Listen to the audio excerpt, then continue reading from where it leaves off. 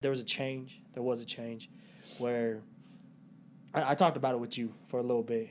How I started changing my own how I think, and it was a point where I just stopped caring.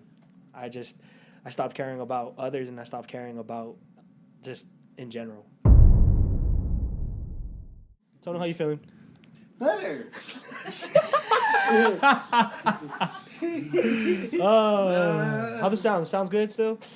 Yeah. All right. Is it recording? Are we live? Yep. We live. We live, baby. We live, baby. Welcome back. Welcome back, y'all. Y'all know how it is. Room 101. Roll that intro. Woo!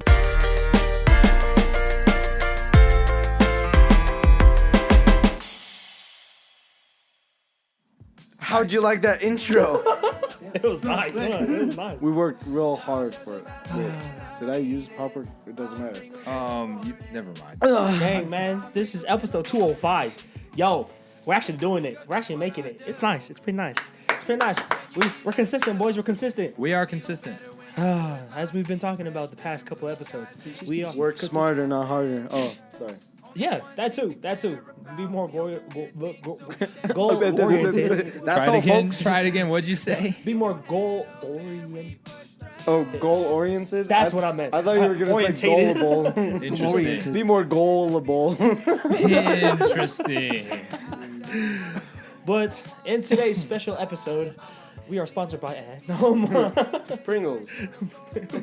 Insert Pringle can. We're not sponsored by Pringles, by the way. We're not. We're not. But the song we're going to talk about today is about Pringles. Oh, sorry. It's about...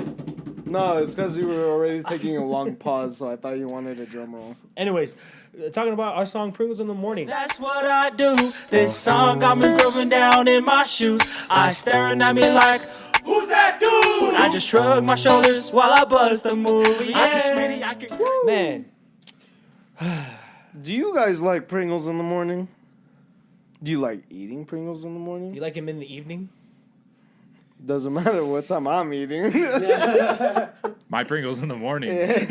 My Pringles in the morning. So, Pringles in the morning. How did that come to be? I'll take it. Oh. Wait. In our audience, does anybody else want to say? Anybody? Free mic. Listen. Yes, me. Not you. I'm more important. So. Oh yeah, we have a live audience again. Yeah, we have a live audience. We always have a live audience. Hey, I saw that. Whoa! You got the brain like that right behind the camera? That's messed up. No, she was saying we were number one. Oh. Yeah, with the wrong finger. All right, bet. Hey, some people don't have all 10 fingers. So. Teenage Mutant Ninja Turtle. He said it. Much love to the live audience. Holy cow. Okay, so Pringles in the morning. That was my idea. So to set the scene. Oh. Set the mood. Stop trying to fill in the blank. This ain't. You suck You're trying at to that ad lib game. over here, bro. You cannot play that game. I walked into basketball practice back at. Sorry. He got excited. You good? Yeah. All right, Sam, take it. I walked into Sounds like practice. season 1 all over again. Back in high school, I walked into practice, and I saw one of my teammates. It was an early morning practice. I walked in at like 5:45, and he's sitting there eating Pringles. And I was like, well, first of all, I was like, dude, why are you eating? You were about to run to death. Like, you're going to throw up. But then my second thought was, wait, why are you eating chips in the morning? Like, that doesn't, who does that? What? Oh, who does that? Anyways, Who does most that? people don't be like, wake up, be like, you know what? I want some Pringles this morning, or I want some Lay's or whatever. So I always thought that was weird. And I didn't think much of it. But then, like, I don't know, I was thinking about it or something eventually. And I was like, it's weird. But to him, it wasn't weird. Because when I was like, dude, why are you eating Pringles in the morning? He was like, bro, like leave me alone. Let me do my thing. This is my pre-practice snack. Like, I'm eating Pringles and just, like, back off. And he probably said some other things I won't say here. But I was like, fair. And so I just was like, well, that's just interesting that we all do weird things, or just things in general that, Like some of the stuff I do in my routine of like how I live my life isn't what Josh does. Nah. And Josh might look at it like when I put creamer in my cereal, he's probably like, dude, that's Dude, I've never the thought heck about is that. Like I would Like, never think about that. That's weird. Doesn't that go in like coffee or hot chocolate? I'm like, yeah, but I grew up doing it in my cereal. You know what I mean? So it's just like we all do these weird things, but like Does it taste good? cereal, like creamer in cereal. Yeah, Yeah, I tried it once. I like it. You never tried it again. But Yeah. It was it was too sweet for me. That was Yeah. It's a different kind You've of got it. sweetness. Well, you've got to like chocolate sweetness next to like you've got to put the sugary, right like- amount in, dude. Like them Tim Tams? the Tim Tams. Ooh, Been Tim slapping, Tams. bro. I'm so glad I showed That's y'all. a whole I'm so other glad. kind of Fire, I'm not gonna lie. sweetness. Yo, we showed you. We need to show you what Tim Tams are. They're, have No, you but- eaten them Oh, the but right how to way? eat need them? to Have know you eaten them the right way? You do not know how to Tim the Tam. Explain to me Yeah, I how was you eat like- a Tim Tam. You be Go. tamming the Tims, but not timming the Tams. Whoa, whoa, whoa! What? No. Hold on. Wait. Wait. Explain. Then you bite off one end and you suck through it into the chocolate on top. What the heck? Who taught you that? One of the boys. No freaking way. No way. Tubo, you're also I'm peeking. Sorry. yeah. The excitement. Sorry. Anyways. Sorry. When it comes to She food, knows I how to just tim the Tams, bro. You can Dang, that's crazy. Hey, respect. All right. Sorry, I showed them and they loved it. Yeah. I showed her. She didn't really like. She was like, "Oh, just have one. It's fine." There's probably That's chocolate. The hot chocolate is too hot. That's all I needed. she like. Anyways, back on the topic. Man, this sounded like season 1, bro. It's nice. All right. I love how you keep bringing it up. Hey, yo, this I sounds feel like I'm in this- season this- 1. This sounds like season 3. Yeah, back in my For those of you basement. who are just listening, yes, we are making. That's 3. Yeah, so that's how I came up with the idea of Pringles. Thank you. So then years down the road, I talked to him about it. Like, oh, that'd be a sick song idea. Mm-hmm. And then eventually we got around to working on it for the 12 for 12. Yeah. So when it came to B, I was like, man, I was listening to a Surface song. I'm like, dude, we can make this into like, Pringles in the morning. So trying to like mimic it the best way we could. Didn't really work out. Tell them about the process. Man, don't get me started. This is the first song that Tonu came in as a member, right? Yes, sir. Yeah, yes, sir. Wait, but real quick. Originally, you wanted the song to sound like what was the? Because no, never mind. I'm thinking of Tidal Waves wanting it to sound like "Waded in Your Water." No. Yeah, that's another song we'll need to talk about more. But Someday. but One day. yeah, that's what going back. Tonu was a part of this song. Go ahead, Tonu. Tell him about the process.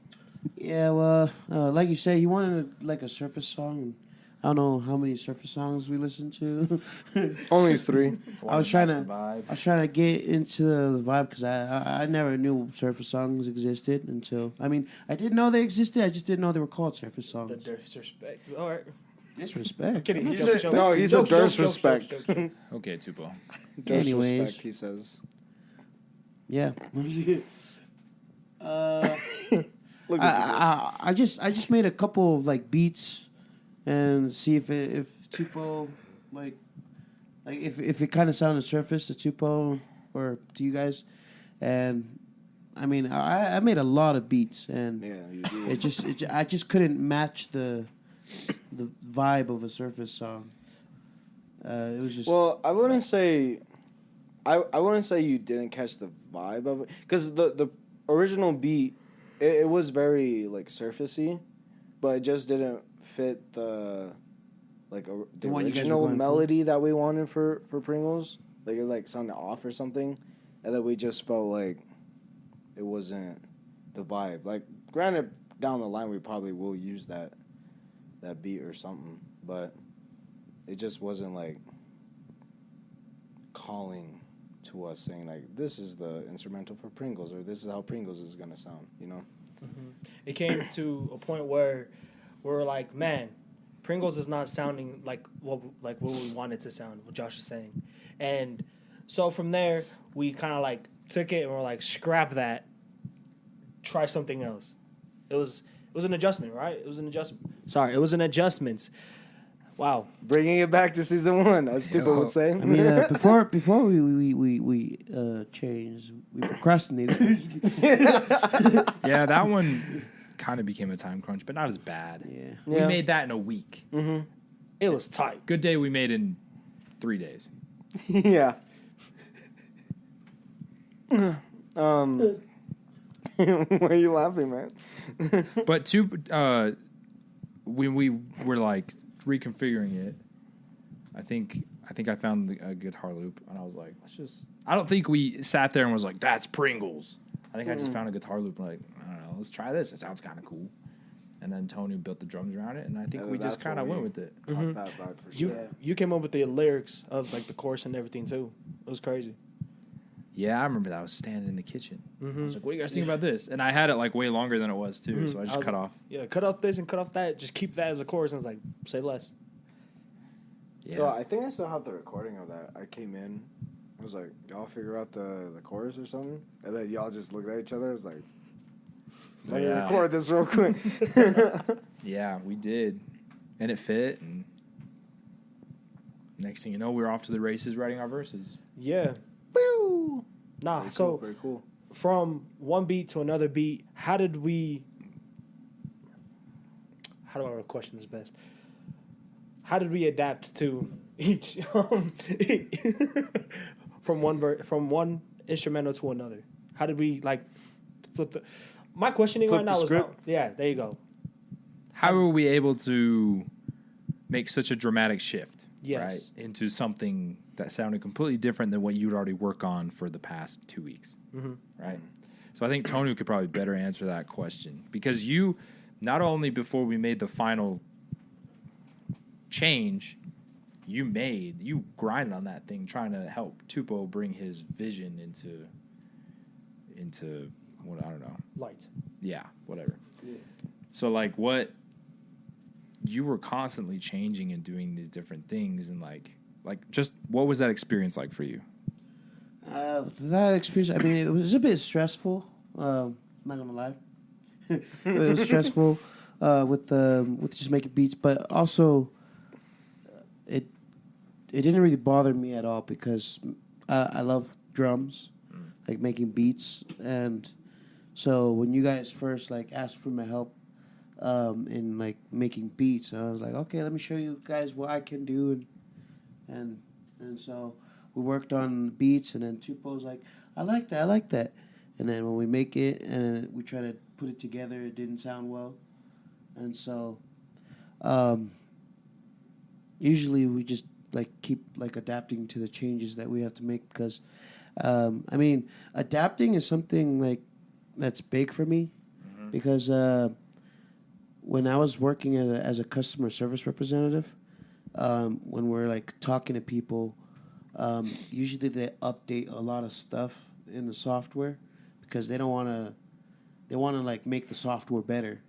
And so when they update the software, we got to teach them, like, because I usually follow a script, and usually I would have to change that script according to the software update. So adapting became a big thing. Also, when COVID happened, like we all had to start wearing masks and, hand sanitizer. I was just thinking how constantly my mom, like every 5 seconds, felt like my mom would whip out the hand sanitizer and slap it on her hands. Hand sanitizers and the disinfectant wipes and all that. Uh-huh. So that was part of like how I learned how to adapt to like changes. And so when we were working on Pringles in the morning, I was kind of like used to like changing things up, even though it was like a bit stressful, but it was something I already know how to do. Yeah, for the song, I felt like it got me more into like getting my hands on the beats and everything. Honestly, I felt like that was during the time when we made that reggae beat for it. That was during the same time. I was like, dude, he helped me out with that a lot. I was like, dude, can you play this? And he played it. I was like, oh, bet. And I was like, and then he added like the drums to it and everything. And that I feel like that's where it kind of kicked off. And I was like, all right, bet Pringles. We can do Pringles too.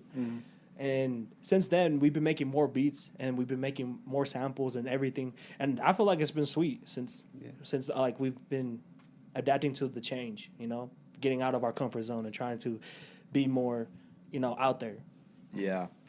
I think Tyler Joseph said it pretty well in terms of songwriting and creating music. He says is you reach a point where you have to let the song go the direction it wants to go. And I think we kind of learned that with Pringles. We took this 180 shift, and so it's like, okay, now we have to adapt to what we just shifted to. We have to be like, okay, maybe the original way we sung the chorus, the melody, now it has to change because it doesn't fit here anymore. Yeah.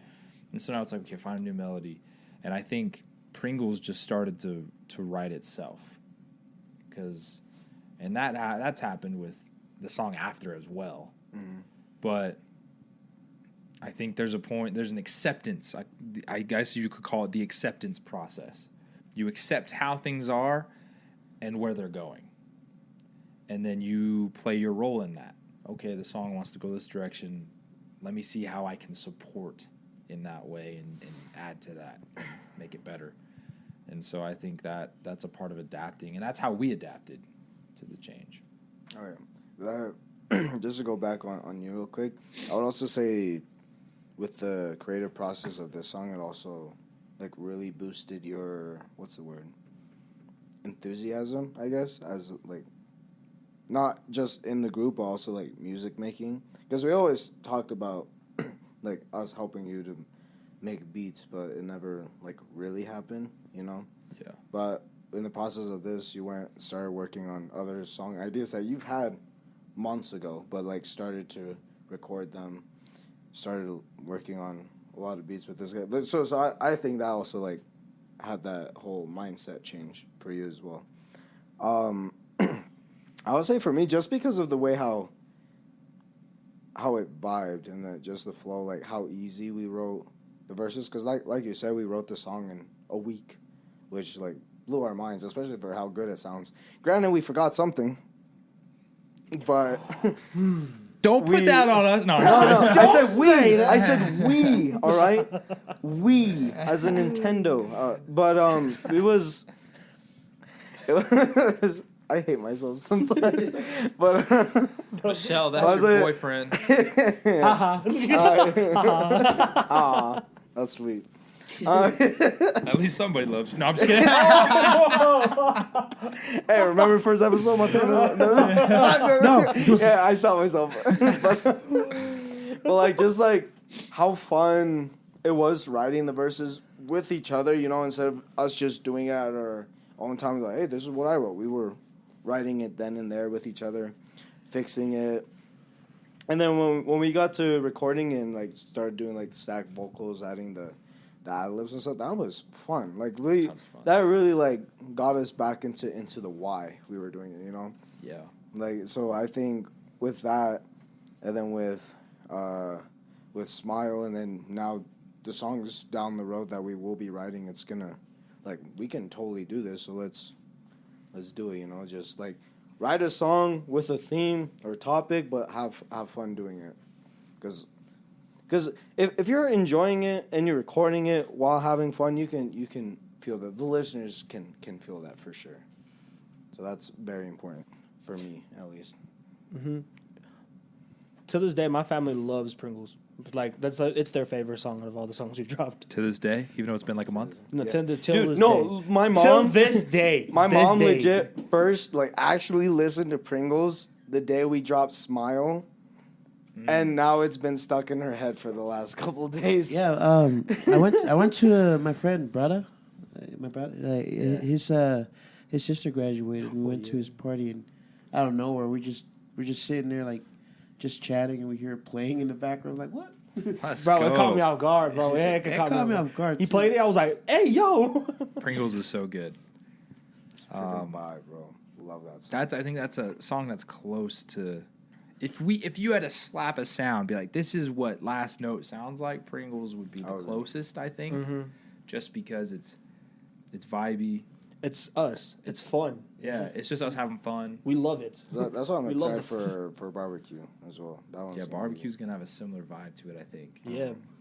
But no, yeah, Pringles was so much fun to make, and I don't know. I that gave us all of us a lot of confidence because that's also I think the first song that we really like almost built everything from scratch. Yeah. Like ground foundation. Like we used one loop, the guitar loop, and build everything around that and what we wrote and everything. And so I think we gained a lot of confidence, and that was a shift. Like after Pringles, there has been a shift. Oh yeah. In how Tupo, the way you've be grinding on making beats and other things. Tone was out here grinding, understanding like, okay, this is, this is how you even use the software. Like you're coming in never using it before. Same thing with you.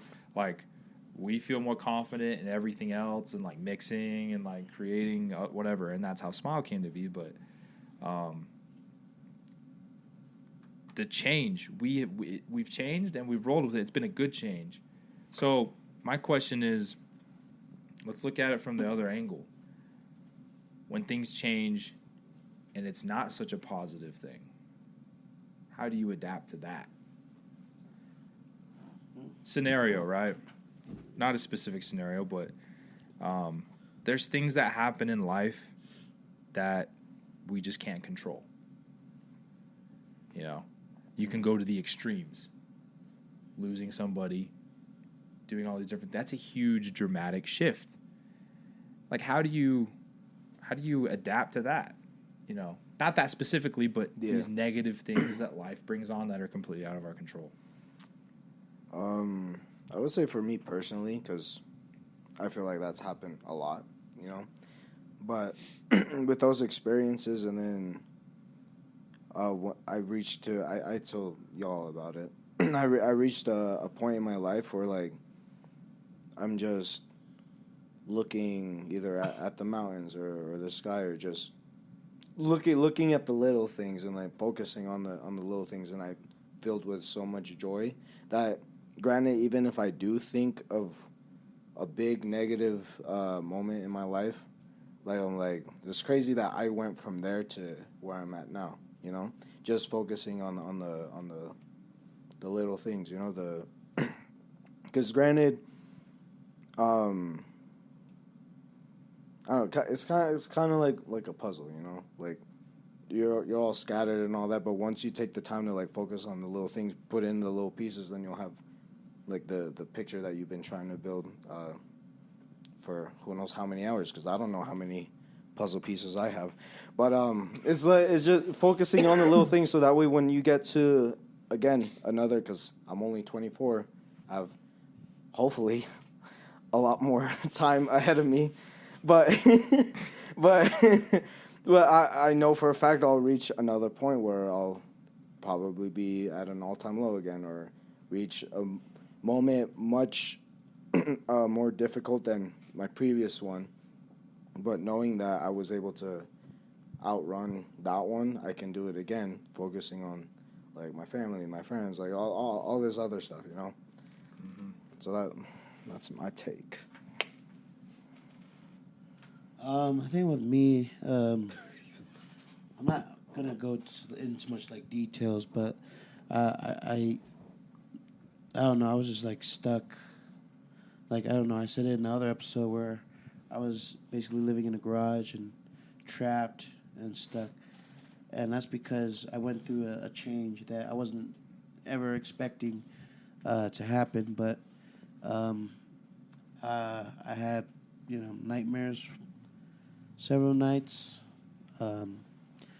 having issues trying to adapt to that kind of change, and it wasn't a big change because like where I was staying is, first of all, I lost my job, and I didn't want to talk to anybody, so that I think that would count as like a negative change, and so I was just closed off to the world, I think was how you describe it.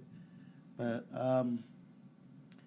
it was really tough to get out of, like adapting to a kind of change like that. It impacts you negatively, mentally, physically. But I wouldn't say I've adapted to that change. I mean, I've adapted now. Like living here with you guys, you know, everything changed. This was a positive change that I'm grateful for and I appreciate and love because I'm here with you guys making music, doing this podcast. But the negative change that happened, I wouldn't want to. What do you? What's the English word for that? I don't know. I don't speak Samoan. I wouldn't want to experience it again. But I mean, it's not like we have control over it. It may happen again, but I think the way to adapt to is just keep fighting. You know, keep fighting for what you fight for what you want and what's best for you. And all that negativity, just either you let it drag you down or you learn from it. And I chose to learn from it and grow from it. Mm-hmm. Yeah, let me. Are you done? Yeah, I'm done. Okay. Were you about to say something, Josh, or was somebody about to say something? No. Go ahead. Okay. Were you about to say something? Go ahead. Okay. Mine will be quick, I promise. No, All right, let me tell you something. I'm just kidding. We are products of our environment. That's not what defines us, but our environment contributes into the building of who we are as people, right? We're not defined by our past, right?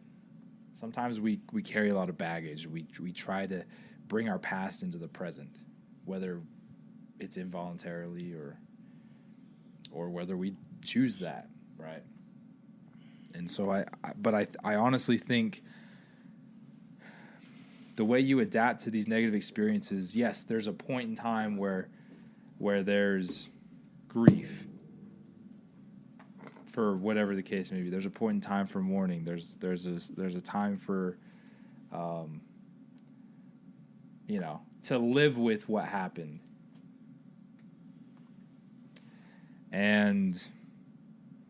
But you reach a point where you have to walk away.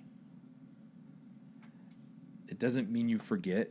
It doesn't mean you turn it into something that's no longer significant. But you reach a point where you have to walk away, and that doesn't necessarily happen in an instance. Sometimes it's a lifelong thing to walk away. I think that's how you adapt: is you accept what happens, and that experience, contributes to who you are. But ultimately, you have to walk away and point yourself and your life in a different direction. And you let that experience be a strength, not something you carry. And and it's easier said than done. Like I said, we know people that are dealing with things and have dealt with things for years. But happiness ultimately is some sort of choice you make, and it's a choice you have to continually make. And accepting how things were, how they are, but also having the vision of where you can go, and fighting for that.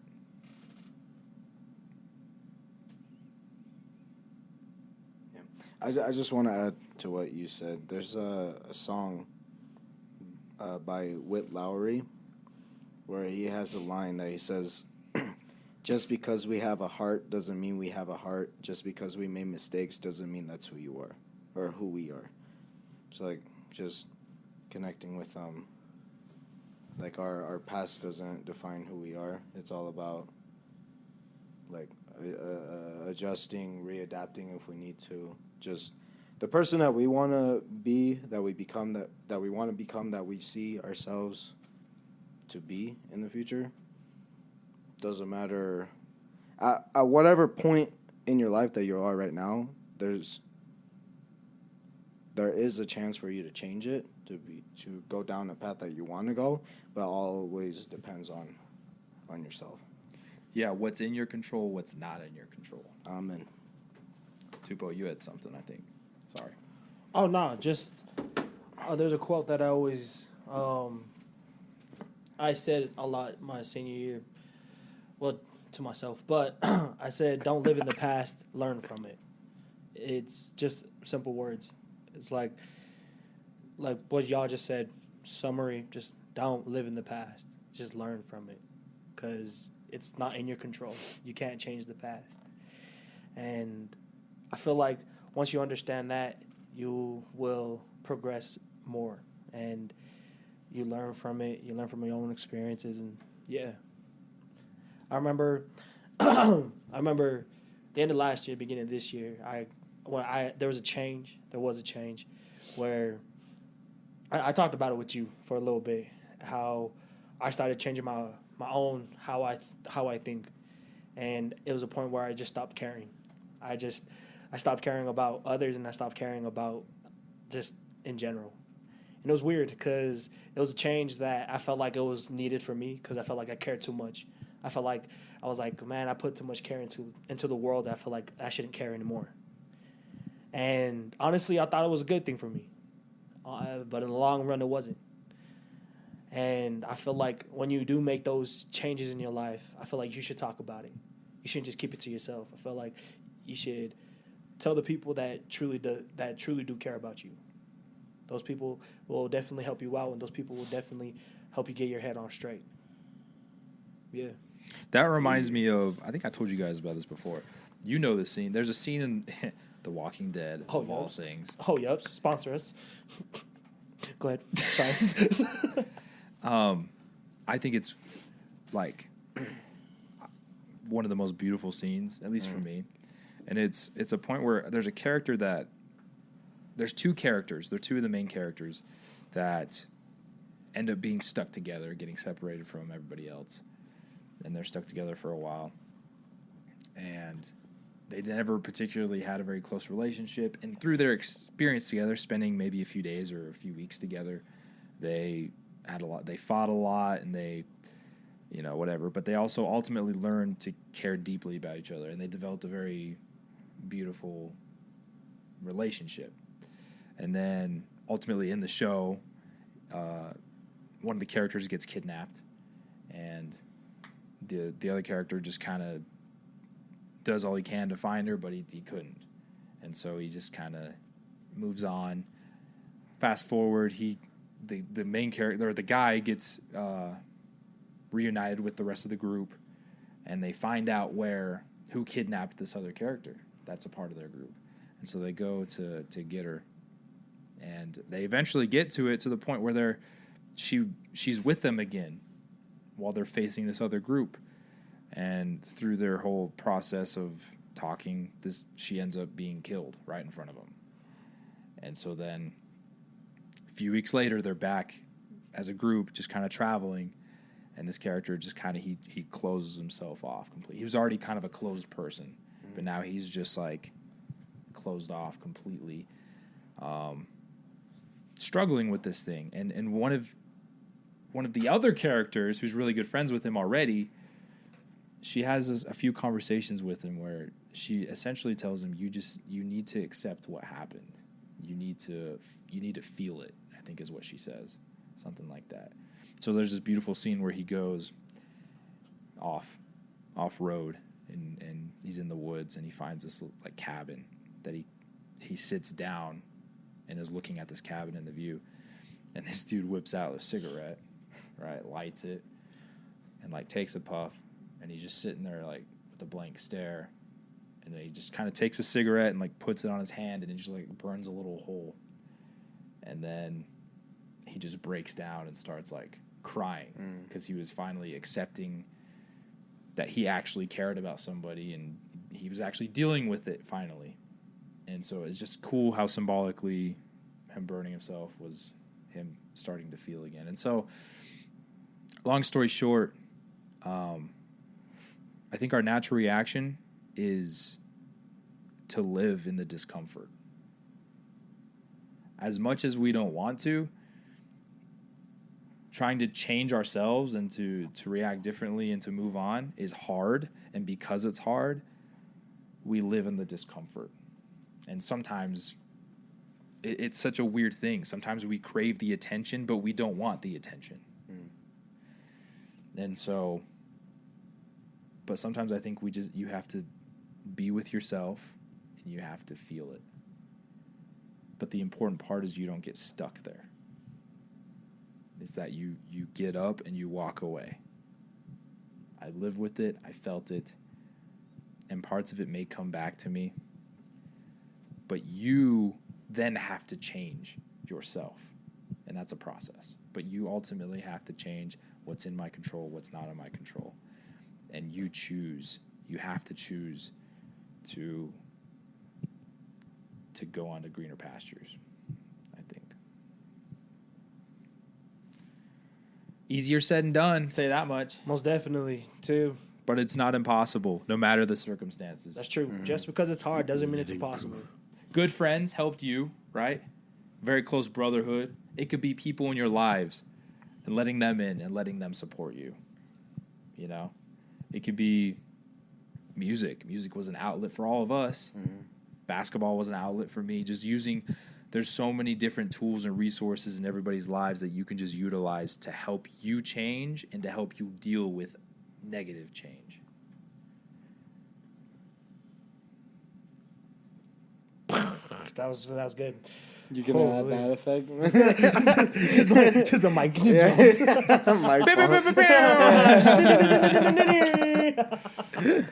Nice. Man, we got deep into that one. Holy. Yeah, we got pretty deep Pause. with that one. Yeah. But any last words, boys, to wrap this up? Words. Everyone go down the line, starting with Josh. These. No. Almost got it. No? That's it for me. I feel like going off what you said, live in that discomfort zone. Live in there, because that's how you grow. That's how you move on. And it may be hard. Just because it's hard doesn't mean it's impossible. Where'd you pull that from? No, I'm just kidding. Sam, obviously. My dad.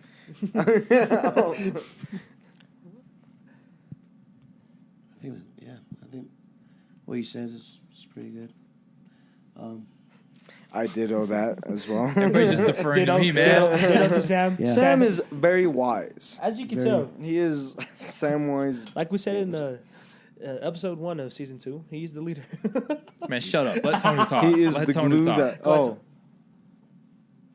Yeah, keep moving forward. Meet the Robinsons. I guess to put a cherry on top, your best changes every day. Dang. And there's a man on my mission that taught me that.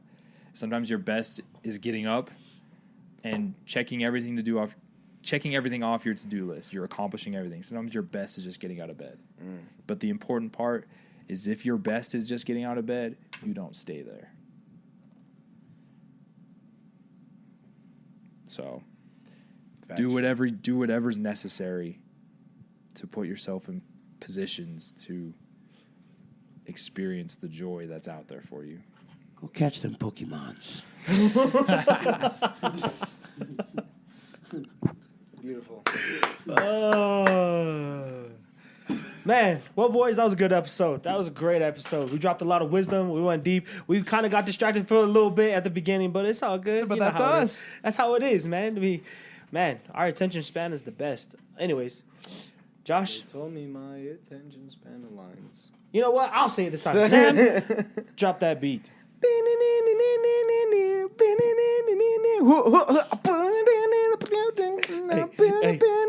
Yeah. Go. Necesito agua. Oh. Ay, caramba. Actually, Sam, drop the real beat. One of the best songs we ever made. Dude. Oh, yeah. Pringles, baby. In the You already morning. know. The vibes. The vibes. Man, Thanks, y'all, for watching. Catch you next week on Hey. the next episode of... the Room 101. Y'all already know. What do we say, Tonu? Keep the Go ahead, Sam. peace of mind and keep going. Go ahead, Jay. Go ahead, Jay. What do you say? Keep that peace of mind and keep on. I'll never get it, man. All right, then. Love y'all. Deuces.